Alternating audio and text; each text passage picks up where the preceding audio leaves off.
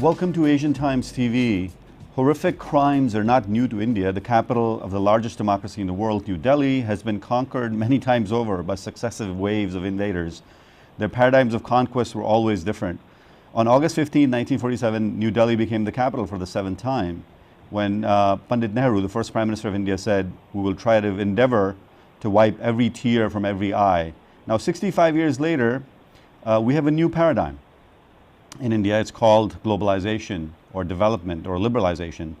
But how are things going in this new India, this incredible India, or the emerging India? We've had a horrific event on December 16th, 2012, when a 22-year-old woman was brutally assaulted and raped. The sort of the cultural idea of honor, lajja, izzat, and shame seems to have been completely thrown out the window. Both young and old are asking themselves, where is my India? And for the sake of her privacy, we don't know the girl's name, but she could be every woman in India, as people have described her, because they can relate to her. She was out in the evening, about 9:30 p.m., coming back from a movie with a friend, a male friend, and she boarded a bus, which appeared to be a commuter bus. That there are thousands of such buses in Delhi, but apparently it was operating illegally. We find out today, we found out recently. So more research, more data, more evidence is coming out on the perpetrators of the crime and on the family, on the girl, and everybody has kind of chimed in as the shockwaves has kind of spread around the world. We have with us today a very special guest, joining us from India, from Goa specifically. Which is one of the most, I think, interesting westernized cities or towns or states in India, historically and culturally. We can get into that in more detail if we have time. But Katharina Kakar, welcome to Asian Times TV. How are you? Thank you. I'm fine. Thank you very much. I wish we were talking under better circumstances, but I kind of managed to, nab you for an interview here to talk about what's just happened, this horrific crime that took place on a 20-year-old girl. Can you shed some light on this event? Yes. This girl, 23-year student, by now I know her name. It's Damini, and in India it's even considered to name the new laws that are going to come out against rapists after her. This girl was going to a movie with a friend, as you had mentioned. I wanted to watch Life of Pi, came back around 9:30, and boarded so-called private buses. These private buses are very common in Delhi because the local buses are just too few.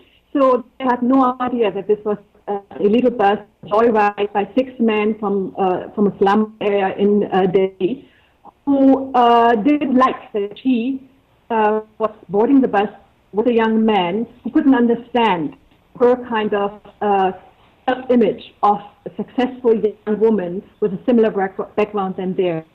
And when they started to kind of defend themselves, she got gang raped for about half an hour, and then later thrown out because the young man was unconscious, beaten up by these men. And of course, since then she's passed away. And of course, since then she's passed away, right? In Singapore, in a hospital where she was moved to. Yes. Okay. That's right. She has passed away a couple of days ago, ferociously, to keep her life.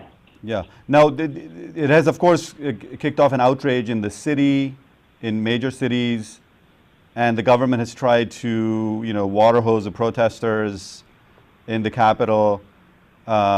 And these are non-violent protesters for the most part who were protesting in the capital for their rights, right? Half of the population of India complains that this is a common occurrence that happens to a lot of young women on the streets of Delhi or Mumbai or Bangalore or Calcutta. That's right. I mean, as it is across the globe, rape happens in India and especially in urban areas on a regular basis. There are numbers like every 22 minutes. However, this rape was in its brutality so immense that people could not look away. Plus, there has been a huge frustration in the past few years about corruption, about the government not doing anything. So, momentum of the brutality of a young generation that is growing up in the urban areas, frustrated about all the things that are happening. These momentum kind of came together, and the protests started and spread all over India. It's absolutely encouraging and wonderful to see these people, these young people mainly, men and women, not just quieting down. As one student said, we are not the generation of chalta hai. Things will just be okay. Right. They want their rights. They want to move on. They want autonomy. They want to be seen, the women. And they have also quite a lot of support by young men from that generation, which is also encouraging to see. Now, you're in a unique position. I was going to talk more about that as well in some depth. You're an anthropologist and an expert on comparative religion and art history. You've been teaching for many years at Free University in Berlin, and you've been living in India for almost more than 10 years. Yeah. And you also run a non-profit for young children, which is focused on education of young children. So you understand the West and the East in this respect, and many other parts of the world where this may be an occurrence, but why the uptick in India at this time? Yeah, as I mentioned, the uptake is because there has been a frustration across the country. Last year, we had this tremendous demonstrations on anti-corruption with Anna Hazare. So it can't be seen independently from these protests that already had shaken up the land. And there's a frustration with the government, which also did not even respond in the first 10 days to what had happened. Right. So the young generation is not kind of keeping quiet any longer. Now, and your expertise is also on women's, Indian women, Hindu women's development from the standpoint of religion, family structure, and social change. You've written a book on this. So one conundrum that repeatedly, appears or reemerges here is, how is it that India's had very powerful women, politicians in the public life and in religion, but the young innocent women are still, preyed upon in this horrific way? Yeah, I think one has to kind of look from it from a certain perspective. In Western countries like the United States or Germany, where I come from, it's a very homogeneous society. India is much more diverse. You have very, very modern and liberal take-ons and families where young people grow up. You have very traditional and patriarchal families where girl children and boys grow up. And these values that are given to the children, they're so deeply ingrained and shape the mindset of men and women that you have actually parallel universes of people living next door to each other, but not understanding at all each other's values and mindsets. So I think that one has to keep in mind, because the West is much more homogeneous in that way, that you have slight kind of political differences left and right, but not such a diverse society, which lives actually, one could say, in different centuries at the same time. Got it. Yeah, but Indira Gandhi ruled India for 15 years, almost with an iron fist. The chief minister of Delhi is Sheila Dikshit. She's been in power since 1998. Of course, she's changed a lot of things in Delhi, granted, the infrastructure, the subway line, et cetera. We've had very powerful chief ministers in south, central, and north of India. Yet, arguably, the fate of young girls has gotten worse.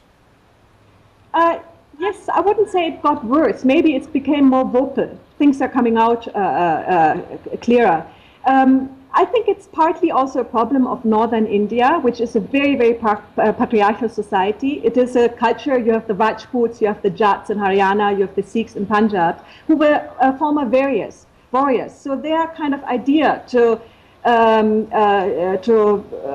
use public space, which is male space, and confine women to their roles as wives, as daughters, as mothers, as aunts, and so on, is a very different take on than the autonomy, also sexual autonomy, young modern women are demanding in the urban cities. So you have a clash of values, of ideas, which is becoming sharper, stronger, and thus tension and violence appears in a very brutal way.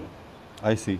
Now, in an article, I think in an interview in India Today, Dipankar Gupta, who's a sociologist at JNU, I think, and Ashish Nandi, of course, he's well-known political commentator, suggested that the Delhi gang rape was an expression of the mental sickness spawned by the widening chasm between the aspiring have less and the flaunting have more.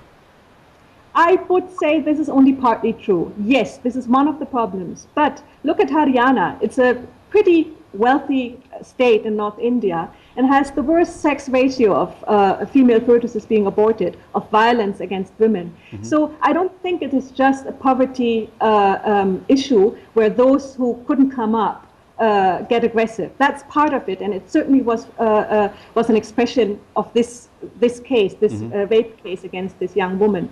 But as I said, I think there are much deeper ingrained values that trigger off this violence, of mental images that these men, whether they are from very poor backgrounds or middle class backgrounds, you have them there as well, do not understand that women demand to be a person, to have an individuality. For them, women are confined to roles, and in these roles they are respected and protected. But any woman that does not fit that role model is a free kind of sexually being that can be harassed, a kind of beau cheese hair, an object of enjoyment for men. And this is what's happening. This is why also the eve teasing, the harassment in the buses, on the roads, especially in North India, happens. Now, generally, one of the other commentators said, generally when something like this happened, you would expect in the streets, kind of the NGOs, the neo-Marxists in India, the social workers, would come out, which repeatedly happens when something like this happens, but it kind of dies down. But this kind of had a mass sort of scale, again, because of the horrific nature of the crime. And of course, the Marxist kind of tradition still continues on in certain parts of India. But now India is modernizing, it's globalizing, and it's leading in the technology sphere, at least as an outsource, kind of a hub for technology and information, processing power that it has. So how does India balance this this delicate, transition? Yeah, this is part of the problem, but then when one sees the tremendous protest that has happened, it really gives me hope that because it became a political issue now, that things actually are slowly changing. There are hundreds and millions of families who discuss these issues these days. There are gender programs. Now, just yesterday I read an article where the first batch of 40 policemen and women are trained to be more sensitized against to understand gender issues and how to treat women who have been sexually harassed, and so on and so forth. So there's a lot happening where the young women go to self-defense classes, where lots of, on many different levels, change is demanded. And the most important, I think, is change within the families. How do you educate your girls and boys? How do you kind of raise children that they do not feel as young men they have the entitlement of harassing any girl that does not fit the image of a good woman? Yes, so on the family dynamic, some have come out, and of course there's literature on this, have said yes, but this type of eve teasing and groping and assault, if you look at it, if you focus the camera on the family dynamics itself, it happens generally by an older family member. Yeah, that's all over the world, that most rape cases or sexual harassment is within the family or people the girl knows. So that's about, I think, 80%, if I'm not mistaken, more or less across the world. So it's not an Indian issue as such. But for me, kind of change, the discussion of the family is not just what is happening within that family on crossing boundaries, but how do you educate your children? How do you raise your children? What values do you give your children? Are you now telling your daughters you can't go on the streets because unsafe, or do you kind of help her to get a self-defense class, encourage her to stand up despite the violence that is happening on the roads? All these little issues that shape a girl's mind and a boy's mind, give self-confidence. These things need to change early on, that girls are treated the same way, in a sense, with the same respect in the families, and not as second-hand people. Got it, got it. The role of westernization, specifically, besides globalization, but the sort of the influence either through media or through, as you're saying, early socialization and education. Some have, there are multiple takes on this, of course. Whenever something like this happens and we read the news in Western media, the claim is made that the Western media is caricaturing or trying to portray the East or India as this, the land of savages, whereas the standards are not necessarily higher in the West. But there is an importation of Western ideas through film, through education, and now through internet, that India is taking, to like fish taking to the ocean. I mean, we can see this everywhere, and the images have changed significantly in popular culture of Indian women. Obviously, the blame can go on each direction here. But what is your take on this? Yeah, I agree with you. I mean, this has a tremendous influence, and it also shows the need, the wish, especially of young women, but also young men, for change. However, what I do not kind of agree with is this division of saying modern is Western and traditional is kind of Eastern, is the old-fashioned, which needs to be overcome. I would rather call it their liberal values, and these have already existed in the times of the Kama Sutra. It's not necessarily Western values, it's a certain take on which you had in India as well. So it is not, in my opinion, that it's just the Western influence. It's, as I said, there are many, many different sections of society and families who educate their children in very, very liberal ways. So you have these children growing up in the urban spaces, and you have others. So it's a clash of actually values and life forms, not necessarily a clash of Western modern against Indian traditional. Got it. Okay. Now, Professor Kakar, your husband, when I spoke with him earlier for the interview, he said, and I quote him, that the perversions of the West have come into India now, 65 years after independence, and of course they've been potentially longer because of colonialism. But the moral compass and the legal structures and gender equity is not there quite yet in India.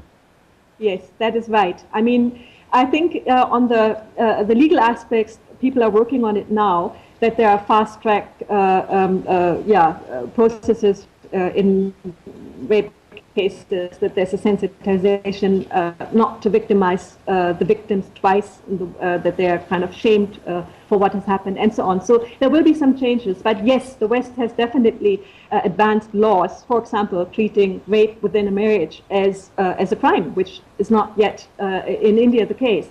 So there's a lot of change happening on the kind of personal intercommunicative level. There we are back at that people come together with such different mental images, that this will be a struggle that will go on for a while, because it is a culture with such diverse kind of take-ons. So I believe this struggle will be long. I see. No, but then you said, and of course Professor Kakar has written about this with Wendy Doniger about the Kama Sutra, sort of the Indian tradition of sexuality and experimentation within or outside the marriage, the modern concept of marriage. So how does that tradition, a liberal tradition which dates back at least a millennia, perhaps longer, sit next to this horrific crime that's taking place, sort of the urbanization of the landscape, migrants coming into the city, obviously don't understand, the great divide here, that India does have this great tradition, but it also has this element of criminality, if you will. Absolutely. First of all, I think there's much more premarital sex happening than we think. I mean, Would you put a number on that? I couldn't put a number on that, but friends of mine who teach at colleges in India and so on, and who have the trust of young girls, get to know many, many stories which are not as open as in the West. In the West, the young people just show their sexuality, their individuality, and that is more hidden. For cultural reasons that I'd mentioned, you need to find the parents need to find a partner at times, and so on and so forth. But are the couples also living more frequently together in terms of a cohabitation arrangement before marriage? In the past 5 years, I would say it has increased quite a bit, but this is still a problem because you need to find people who are willing to rent out space to you. Right. The same with lesbians or gay people who have tremendous trouble to find space to live in.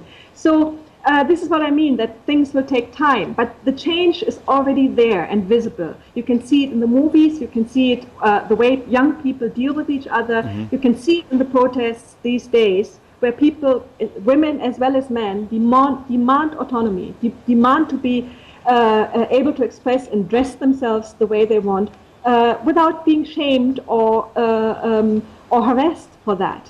I mean, this kind of teach that girl a lesson situation, or even that you call sexual harassment in India eve-teasing, is quite telling. So you think the liberal tradition dating back thousands of years, as in the case of the Kama Sutra, etc., would become somewhat more accepted, or rather than completely sort of treated as this foreign tradition that existed thousands of years ago, doesn't belong to kind of the real India? I think in the urban spaces and in certain sections of society, it is already accepted. Sex is happening all over the place. However, in other sections of society, especially in the rural areas, there is a different take on, and I'm not sure how long it will take till education and these values kind of seep into these structures. So, but in urban spaces, you have a very, very different image these days. Pubs opening, cafes opening, young men, women sitting together. In the parks, of course, has always been the place the public women kiss. And so there is a kind of a sense, what you're telling me is that a kind of a sexual sort of liberal attitude and practice have already come into India, and this is, in a way, this crime in a way is a pushback, almost a sort of a nightmarish kind of psychotic breakdown in the fission between certain segments of the population that are meeting in metropolitan or rural urban kind of spaces. The protests, the tremendous protests across this country shows that this change is happening. Okay. It is an expression of the liberal kind of attitude of the young generation. Not all, of course. I mean, let's say 1/5 of the population. So this is an expression for it. So it's not a kind of setback. It's happening all the time. These rapes and also brutal gang rapes in the countryside, in the cities. However, that this kind of glass is full and overfull and flows over. This last drop that has happened with this rape case, this is the hope that that the young generation will not shut up again, that they actually demand political implementations, changes in law, and discussions in family. I see. So, right, with the anti-corruption movement, it seems that it's kind of dissipated out. We still do not have a bill that's passed in the upper house. Yeah. And so do you fear that the same thing's going to happen here? I hope not. I'm somehow a very optimistic person, and I hope that the pressure will be too strong. And there are lots of NGOs and women lawyers and so on who will also press the issue. I just hope that this will not kind of die down in another month or two. it has been such a political issue already within the past 2 weeks that at least on the legal level, I'm very confident that new laws will be passed. Okay. However, how it kind of translates into social behavior, we will see, and that's a long, long process. Right. So structural change. So when we look at, let's say, a mythic sort of structure of the myth of Draupadi in Mahabharata, or you know, the story of Sita as a devoted wife who then succumbs to the questioning of her honor repeatedly and goes back into the earth. When we look at this sort of paradigmatic, sort of, you know, mythic structures, do you find, you know, any change in, obviously very difficult to predict what will happen, but any sort of structural changes within, you know, within those sort of deep-seated mindsets as a result of changes in the family? Yes, one does see it with the urban youngsters, with the ones I talk to and so on. Right. They do demand autonomy of their body, and that includes sexual autonomy. So these wishes, I'm not saying that it's accepted within society. The young people keep it more or less as a secret if they have sexual relationships in college and so on, at least a lot of them. But this kind of pressure for change is already there. And other than in the West, where the young generation usually breaks with the values of the older generation, in India it's more like a rubber band. You know, you expand to a certain limit till the older generation accepts. So it's a different way of demanding change. And but I'm very optimistic that that it will not go back to values that one could still see 20 years back. So even in rural areas, you're predicting, like, you know, Uttar Pradesh, Haryana, Bihar, sort of the... No. Yeah. No, I think rural area, this will take much, much longer. It is the young women, like that girl who got raped and killed, who come to the cities, who study, who are exposed to different values, and who go back into their villages or in the rural areas. And when they kind of become mothers and educate their children, that's when change will happen. So it will definitely seep in also into the rural areas, but this is a long, long process. Although even within in rural areas, there's a great tradition of the strong, you know, female figure who fights for her honor, you know, Jhansi Rani, or, you know, more sort of recent cases of Phula Devi and others who sort of come back with a vengeance, of course, but that's you know, that's playing on to the other sort of narrative of the vengeful goddess, right? That's right, and one shouldn't underestimate the power women have in the rural areas. It's a different kind of power than we in the West or in Western culture imagine, but we like to see, from the Western perspective, or like to kind of perceive women in India rather as suppressed, violated, and so on. That's not the case. Because they have their own kind of space as a mother, as a wife, and so on, they also are empowered within these spaces. Not necessarily always visible. So, but one shouldn't underestimate the power of women and their strength, which they had to build because, they are kind of second rate to men. They had to fight much stronger. It makes them strong. So, this is something one should also not forget, that women have a space within their confinement of their roles. A mother with lots of sons and in a rural area becomes more powerful the older she gets. So on this important point, I think we should end by saying that Mother India is changing. The narrative, the traditional narrative of Mother India is changing ever so gradually, certainly in the urban areas and maybe in the rural areas.